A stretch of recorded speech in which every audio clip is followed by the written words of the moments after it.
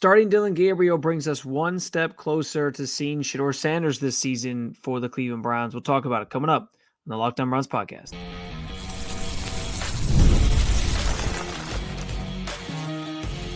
You are Locked On Browns, your daily Cleveland Browns podcast. Part of the Locked On Podcast Network, your team every day.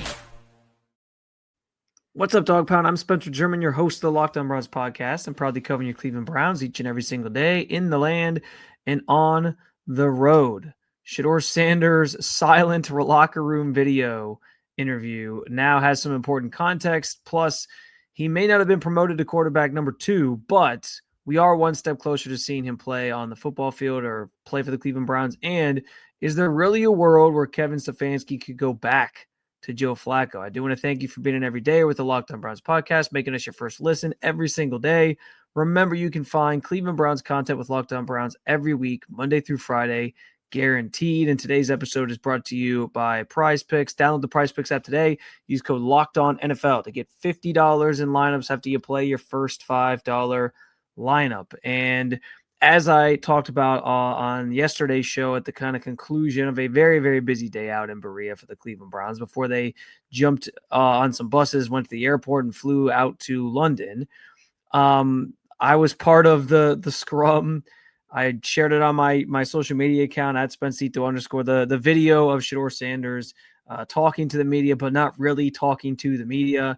And I think what's important here, which is where I wanted to start the show, is understanding that apparently his antics here have some context. We have since come to find out Well Off Forever, which is the media company owned by Shedeur's brother, Deion Sanders Jr. We know he's very prominent and, shooting a bunch of different things, doing a bunch of different video content. He's been around with Shedeur and his family, since documenting different things from Colorado and so on and so forth. They basically clipped together sections of his silent interview with, at the very beginning of this video, the comments from Rex Ryan on ESPN this week, where he talked about how Shedeur Sanders isn't sitting front row in meetings, apparently, and talking about how he runs his mouth and he's a 3rd round pick, but he hasn't done anything. And he acts like he's a starting quarterback in this league and blah, blah, blah, blah, blah. So we can sort of decipher here connect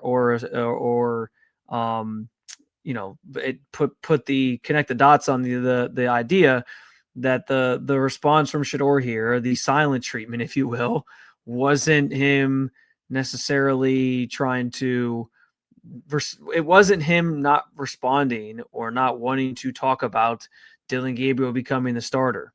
And that situation as a whole, which I think is how it's been interpreted. Like, clearly the timing of it all is going to make it feel that way. And I think a lot of people took that the wrong way, or are taking that the wrong way at this point. But we can essentially infer that he was responding to the comments made by Rex Ryan, and this was his way of basically saying, listen, they think I run my mouth a lot, so I'm just not going to talk. Now, listen, in retrospect, he probably could have just said he wasn't going to talk to us in the media, which, I don't know that would go over. There'd be people who would be critical of that same thing, given the circumstances. A fellow rookie quarterback of yours gets named the starter and you're not going to comment on it. I'm sure there would be people who are still critical of him for that. But I think this is probably going over even worse than just doing that. And it's always within the right of the player, by the way, to just say, listen, I'm not talking today, or I don't want to talk today. That it happens. So it wouldn't have been the end of the world. It would have been understandable if he didn't want to speak on it. And that was the way he kind of went about this, but he chose to go about it this way. It's obviously blown up and become a big thing. But I think it's important to understand the context here, that he wasn't necessarily does it come off as probably some immaturity? I'm sure to people, yeah. But I also think the context of him responding to the Rex Ryan part of this makes it make more sense as to why he was doing what he did. I've talked about it a ton. Since Shedeur arrived in Cleveland, he has said and done all the right things. I don't even have any issues with what he said. The clip that Rex Ryan was referring to from last week, from my guy Justin Cooper, where he said, he thought that you look around this league and there's quarterbacks that he thinks he could, starting quarterbacks that he thinks he could play at that level. Because frankly, like, isn't that what you'd want to hear from a young rookie quarterback in this league who's trying to carve out a role for himself or find that lane for himself or become a starting quarterback, that he has confidence in himself to be a starter? And I can tell you right now, even if we don't talk to, third string quarterbacks all the time, which is fair. First of all, I think Shedeur Sanders is not your typical, third string quarterback or fifth round pick quarterback, because we know all the different, just everything that comes with Shedeur Sanders as a player in general. So I think we have to keep that in sort of perspective here. But at the same time, I also don't think that, him saying that was all that bad, when you consider that if you maybe they wouldn't say it out loud the way Shedeur did last week when he was talking about where he thinks he's at. But if you asked most backup quarterbacks in this league, how do you feel? Like, what are you doing with your opportunity? I would hope that most of them feel confident enough that they want to be the starter at some point. They're not just sitting there like, yeah, no, I'm good being third string. Like, they might not say it out loud the way that Shedeur did. They might not be as vocal about it, but I hope deep down in their hearts, like, they believe they can compete at that level and that one day they'll get their chance. So I didn't have an issue at all with what Shedeur said, even, last week in that conversation about trying to be the starter and where he thinks he's at right now and how he's preparing. So I didn't think it was that big of a deal. And yeah, like, you're right. People are right. We don't talk to third string quarterbacks all the time, but at the same time, he's not your typical third string quarterback. And we know that. But I will say, like, this is the first time where I think he probably should have gone about it a little bit differently. I understand what he's trying to do. I 100% do. I 100% get the point he's trying to get across here, not talking because people just keep saying he's running his mouth or whatever. And like I said, just tell us you're not going to talk. And I think it probably blows over sooner, is less of a deal. People probably don't really care at that point. It's become something larger because this was the response. I don't know if Rex Ryan's going to respond to the response to him, but yeah, like, this is the first time I've kind of felt like he could have done things a little bit differently. But in the grand scheme of things, I think overall he's handled himself well. He's represented himself well. And I do understand what he's trying to accomplish here, what he's trying to say, the message, if you will, that he's trying to send to people who bring his name up in a way where it's just about trying to, like, slander the kid or, get the aggregation online because, hey, well, ESPN's now bringing this up for whatever reason. And it did sort of feel that way with Rex's comments, for what it's worth. Like, I don't know. It was just it was a weird comment to make in the first place. It made people wonder if he had some inside information, which I honestly think, having covered Rex Ryan, that sometimes he just kind of talks out of his ass. So I don't know that I think he's, like, giving some insightful information here necessarily. And he's, like, really in deep with people in the building who are telling him these things. I mean, maybe, I don't know, maybe he got a nugget from somebody. I have no idea. But the Browns are pretty tight-lipped on this stuff anyway. I don't know. I get what he's trying to accomplish, and I get the message he's trying to send. I think it's important that gets clarified so that the video doesn't get taken out of context to a degree. But I also just don't know if it was the best way to get his point across, because now I think this is just going to be used against him as another reason why he slipped to the fifth round and why he's not starting. That's a lot of the commentary that I continue to see on it. And I can understand why that's the way it's been interpreted. The better route, I think, would have been just saying, listen, I'm just not talking about it. And I do think it probably blows over sooner. But weird situation in general. I've never seen a player do that before. That was how he chose to handle it. And I think the context is important here. But yeah, that definitely was bizarre to be part of that on Wednesday. Because I can't say I've ever been part of that. And I don't know if I'll be part of that again. But all that aside, Dillon Gabriel's promotion does mean that we're one step closer to seeing Shedeur Sanders play this season. We'll talk about it coming up on the Locked On Browns podcast. The NFL season is here, and FanDuel is making sure you're ready for kickoff with a can't-miss offer. Right now, new customers can bet just $5, and if your bet wins, you'll get $300 in bonus bets to use across the app. There's nothing better than following an NFL season with FanDuel, and frankly, the best part is they have options for however you like to bet. Maybe you're a prop bet person. You want to bet on a player eclipsing a certain benchmark in a game. Or maybe you want to combine that player's benchmark with a few other props, maybe even a money line, and build a same game parlay. Or you can just jump on the money line in real time as the action unfolds. The options are endless, and it makes every game, whether your team is playing or not, even more exciting. So, are you ready to play? Download the FanDuel app now by visiting FanDuel.com to get started. That's FanDuel.com to place your first $5 bet. Mazda crafts cars for those who do more than simply move. Mazda delivers confidence with every ride, with more IIHS Top Safety Pick Plus awards than anyone else as of August of 2025.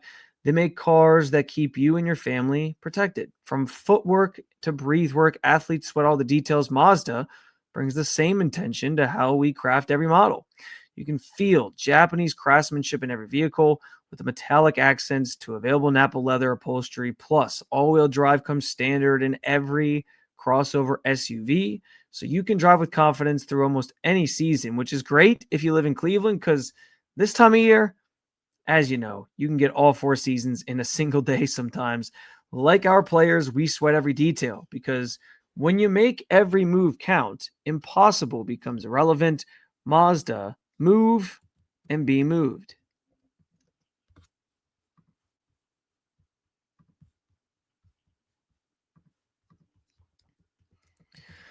All right, so as I said, as my tease here, I do believe that the pivot to Dillon Gabriel does bring us one step closer to Shedeur Sanders playing for the Cleveland Browns this season. Now, I'm not saying it's going to happen soon. I think that would be inaccurate for me to say. But obviously we know Kevin Stefanski made it very clear that Joe Flacco is going to be the backup, the primary backup. Shedeur will stay as the quarterback 3. But what I find so fascinating about this promotion and Dillon Gabriel's promotion happening now, so early in the season, earlier than I certainly anticipated, earlier than I would assume most people anticipated. I do think that it paves the way for Shedeur to play sooner rather than later as well, because it moves up the timeline on everything. Initially, we were talking about first 6 games for Joe Flacco. Then maybe you put Gabriel in. I think there were some conversations that maybe the bye week would be the first time you get to see Dillon Gabriel. And I have long said that I think both rookies play at some point this season. Now, at this point, I don't think it's going to be like an even split. They played 4 games. There are 13 games left. It's not like one is going to get 7 games, one is going to get 6 games. They're going to divvy it up that way. More than likely, it will be something where the Browns probably roll with Gabriel for a while here, especially if he's playing, at a consistent level and the offense starts to look a little bit better. Which, by the way, I don't think the offense is just going to be magically fixed because Dillon Gabriel is not the starter. As Kevin Stefanski even made clear himself, there's a lot more problems on this offense than just the quarterback position. But I think Gabriel gives you a little more flexibility in terms of what you can do. The mobility piece of this, I think, is an important factor. He can move. He's not a mobile quarterback per se. He doesn't run the football. But the fact that he can just be more elusive in the pocket and avoid some things, I think does give the offense a different dynamic. So again, I'm not expecting this to be like an even split where it's like 7-6, but it's probably something where Gabriel's out there for a while, especially if he's playing well. And then they pivot to Shedeur at the end of the season, maybe with like a game, maybe 2 games to go, to be able to evaluate him a little bit once the season is really essentially gone down the drain. They're mathematically eliminated, all those different things. I don't think Shedeur is likely to play while the team is still, in the mix for the postseason, or still in the hunt if they're showing up on the in the hunt graphic. And obviously, the one scenario that completely derails Shedeur playing this season would be if Gabriel plays so well that the Browns are in that in the hunt graphic come late November, December, etc. to end the season. Obviously, in that scenario, they're not taking him out. if the Browns offense, let's just in a fantasy world say that the Browns offense takes off with Dillon Gabriel, it soars. It's incredible. They're scoring 20 points more consistently now, and it's what everybody dreamed it would be. In that instance, if the Browns are winning football games or the Browns are still in the playoff, all those different things. Obviously, I think Dillon Gabriel then finishes out the season, unless you did get to like a week 18 and they're like, well, now we're mathematically eliminated, might as well play the other guy. But I think that's the one scenario that derails Shedeur playing. I still think there's going to be some priority to get him out there in some capacity, but it's not like it won't be surprising if you don't see him for a while yet. And if it takes some time to get to Shedeur being out there on the field, because I said that at the beginning of the season, like there's a world where at that time I said like Flacco comes out of the first 6 games and he's like 2-4, and then you get the Dolphins, maybe you win that game, and then you get the Patriots and maybe you win that game, and then you're all of a sudden 500, and then like you wouldn't even see Dillon Gabriel till later. So I laid out a scenario where you don't get to Dillon till later in the season anyway, because I thought, if Flacco had played better, and then that would mean you maybe don't see Shedeur Sanders at all. That still is sure a possibility. It's the way there's certainly a world where that happens.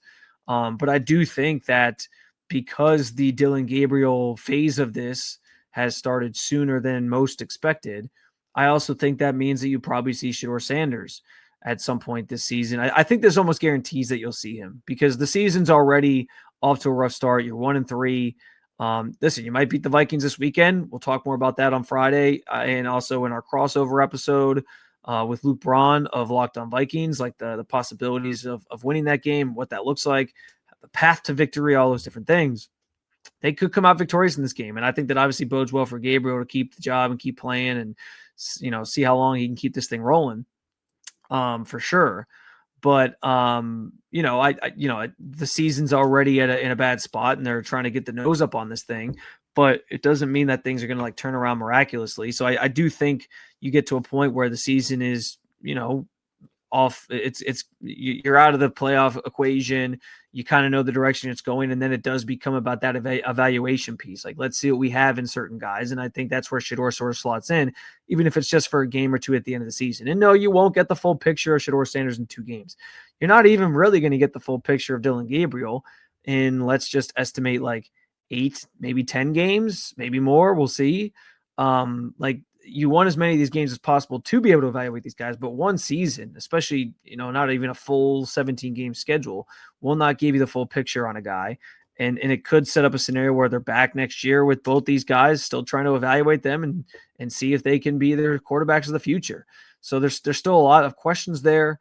There's still a lot of things to sort of figure out, but I do, in my heart of hearts, believe, especially because the Dillon Gabriel era, if you will, is starting sooner than I expected, that it does bring us closer to seeing Shedeur Sanders this season, even though he still remains the quarterback 3.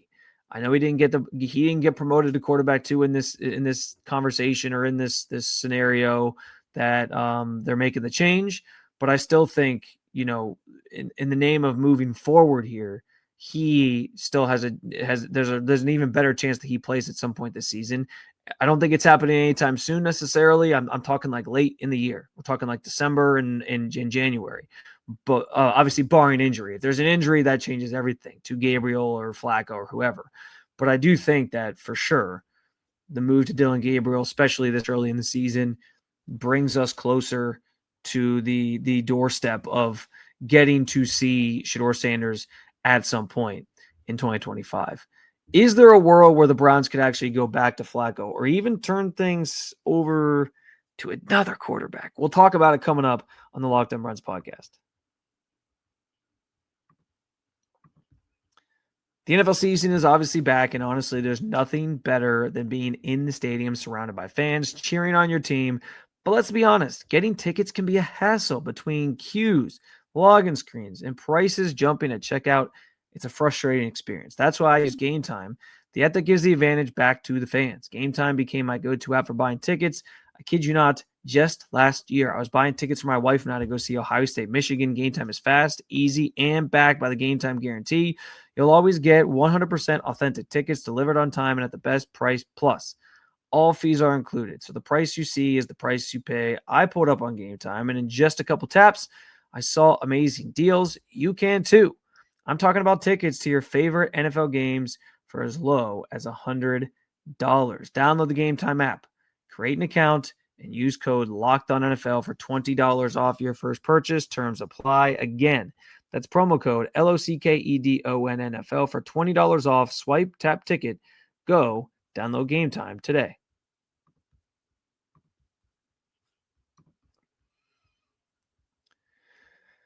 All right, so now that Dillon Gabriel has been named the starter, there is no putting the lid back on this jar. And what I mean by that is, as I just talked about a ton with the Shedeur Sanders narrative inside of this thing. And in an injury situation, sure, you could go back to Joe Flacco. Like, he's going to be your backup. If Gabriel goes out on Sunday and gets hurt, he's obviously going to be the first guy up to taking snaps, and he's going to be back out there in the field running the offense. Other than that, though, I think pivoting back to Flacco would be a mistake at any point this season. And I know, like, especially when you're making a quarterback change this early in the season, there is a chance that this could turn into like a lot of volatility between who starts what week, how many times there's a change, all these different things that kind of play out and happen. There could be multiple quarterback flip-flops that kind of go on this season when you're already making a change now. I mean, this has been the reality for Browns fans like yourself. This has been the reality for the Browns the last couple of years, where it's just quarterback after quarterback, insert this guy, take this guy out, put that guy back in. It's been a carousel. So yes, like an injury could happen. You could go back to Flacco, but I do think that it would be a mistake in retrospect to go back to Flacco. Like, these first 4 games were so telling in terms of what Flacco has left at this stage of his career. They were so telling, and it was so bad that Kevin Stefanski already felt like he needed to make a change at quarterback to try to salvage the season and make things better. And that's, I'm assuming, what he told the locker room. Like, I'm sure Kevin Stefanski, if he needed, like down the line, if he needed to try to go back to Flacco, I'm sure he could find a way to spin it. I'm sure he could be like some veteran guy. He's the best option, whatever. He'll say what he needs to say if he needs to do that at some point. But I also think that it just wouldn't go over well to the locker room, certainly not the fans, after he's making the switch to Gabriel right now so early in the season. Like, it is an indictment on how on Flacco and how bad the offense looked that this is happening already. I understand the problems are bigger than Flacco. And even Kevin Stefanski has said, like, he's not putting the blame solely on the quarterback position, solely on Joe Flacco. It's been a lot of compounding errors and mistakes and issues that led to some of the bad play. This is one tangible thing that he can change and try to help it. But if he's already making the switch now, you're kind of waving the white flag on the Flacco experience and saying, this thing ain't it. It didn't work. It was hideous. If you're trying, like, if these first 4 games were so bad offensively that you felt it was time to pivot to someone else, and it's a rookie nonetheless, I do think that trying to reconvince everybody in that locker room that, like, hey, this was so bad for the first 4 weeks, but now 4 weeks later, you know what? We're going to go back to that because, Dillon Gabriel ain't cutting it either. I guess unless it's worse, but I don't know how the offense gets worse than it's looked these first 4 weeks. Honestly, I've called this offensive rock bottom for the Browns. Like, with Flacco these first 4 weeks, it has been rock bottom, which is why I understood they could make the switch this week. I thought they'd maybe wait one more because of the circumstances, as I've said. But I understood if they were going to make the change, why they were going to make it. Because if you're at rock bottom, the only place you can go is up. But there's no more meat on that bone for Flacco at this point, especially if you're flipping, if you're making him the backup and benching him and starting somebody new. If you're moving forward with Gabriel, you're moving forward at the position just in general. And that includes Deshaun Watson too, by the way, because there's always that dark cloud elephant in the room sort of lurking in the background that at some point he could be eligible to come back off the PUP list and start practicing. What I think is interesting, though, like, it's time for the Browns to give up that dream as well. And what I think is interesting, though, is that it seems like the Browns kind of have given up on that. We know what Jimmy Haslam said over the summer about it being a big swing and a miss. Stefanski was really quick to shoot down the idea of him returning to practice this week when he was asked about it on Monday's Zoom. He didn't waste any time saying Deshaun's doing what he has to do. And he's done a good job with through the rehab process or whatever. I'm paraphrasing here, but you get the idea. He was really quick with it, didn't dwell on it, didn't mention him practicing. It seems like they're just gonna, again, it's the first week of him being asked that, but it just feels like they're kind of just continuing to kick that can down the road and kick that can down the road. So as much as I know people are wondering, could they go back or could they go to Deshaun Watson at some point? I think they are just punting on that as long as they can until he's not eligible to return on the roster. And then they'll deal with whatever they have to this offseason to probably get him off the books, or maybe not off the books because he's going to be on their books for at least a couple more years, but to get him out of the plans in general. So I don't think that Deshaun is part of this quarterback plan this year, which is, I think, good news for most fans. But he's part of, as I talk about, like not going backwards and only moving forwards, he's part of that too. You can't go back. You can't go back and try to salvage Deshaun Watson at this point. You can't go back to Flacco and try to salvage this offense with him and see if that's – you're telling everybody right now, 4 weeks into the season, that it didn't work with this quarterback. You're telling everybody right now, 4 weeks into the season, that it was a mitigating disaster, that that Flacco just wasn't he wasn't it. He wasn't good. You can't then pivot back to that and try to sell people and convince people that it's the right move for the team later on this season and that it's somehow going to be valuable or more meaningful or better then. It's just not going to happen. So if you're moving forward, you got to move forward. And so aside from an injury, if there's another QB change at some point this year, I think it frankly has to be Shedeur Sanders. Going back to what I said in the second segment, like I think we're one step closer to seeing him play this season because you're going to Gabriel. But part of the reason I feel that way is because if you're going in the direction of Gabriel, that's a sign. It doesn't have to mean you're punting on the season because everything was so bad that this can be a sold as a listen. I know he's a rookie, but we just think that he offers something, or we need to do something different because what we're doing right now just is not it. But there is still that element of listen. We got to figure out who these guys are. And we're trying to move forward with like a young quarterback and see what he brings to the table and see if he can lead us and see if he can be the guy. Well, and he's going to be learning on the fly a little bit here as we try to win football games. But if that's the plan, if the plan is moving forward, we're trying this young guy out, this guy that they've raved about since he got here, the supercomputer brain, all those different things that have been said, then okay, if there's another quarterback change, it has to be in the vein of also moving forward. And the only other thing the only other way you do that, the only other way that you're continuing to move forward in that regard is if you also put Shedeur Sanders out there so you can start evaluating him, get a better picture of him and what he sort of brings to the table and do that evaluation process, which, like I said, I don't think he's probably playing until it's just strictly about evaluating young guys or these quarterbacks just in general. I'm talking like real late in the season, but I just don't think there's any going back at this point. Unless it's an injury situation, of course, then it's different. And I can tell you right now, whether they're all I don't think you can go backwards just for the locker room in general if you're Stefanski, but I certainly don't think the fans are going to accept going backwards.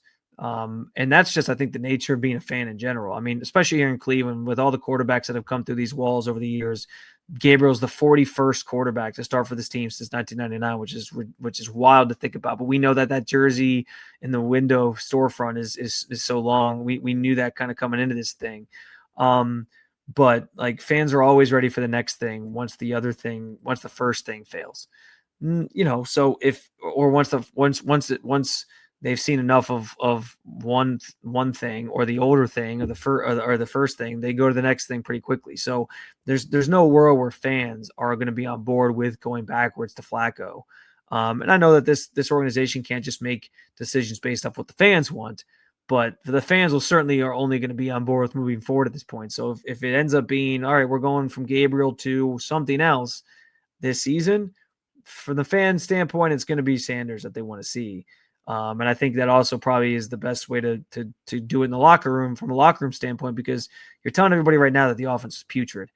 I don't know how you convince people that, 4, 5, 6, 7, 8 weeks from now, Flacco is going to somehow be the answer again when you've already pivoted so early on here in 2025. Another episode down with you, Dog Pound. Thanks for joining me as always to talk about your favorite football team. If you like what you heard, make sure you hit that subscribe button. Make Locked On Browns your first listen every day, wherever you get your podcasts, and at the Locked On Browns YouTube channel for your second listen You can get a double dose of the Locked On NFL podcast, first with Tyler the Madman Rowland. He gives you that shot of espresso to start your day. And then Tony Wiggins with the Barbershop with some of the smoothest breakdowns to end your day. Find Locked On NFL on YouTube or wherever you get your podcast. Or you can also keep it local. Check out Locked On Cavs, Locked On Guardians, who are playing their game 3 of the wild card on Thursday. Thank you for being on every day at the Locked On Podcast Network. I'll talk to you again real soon, Cleveland. See ya.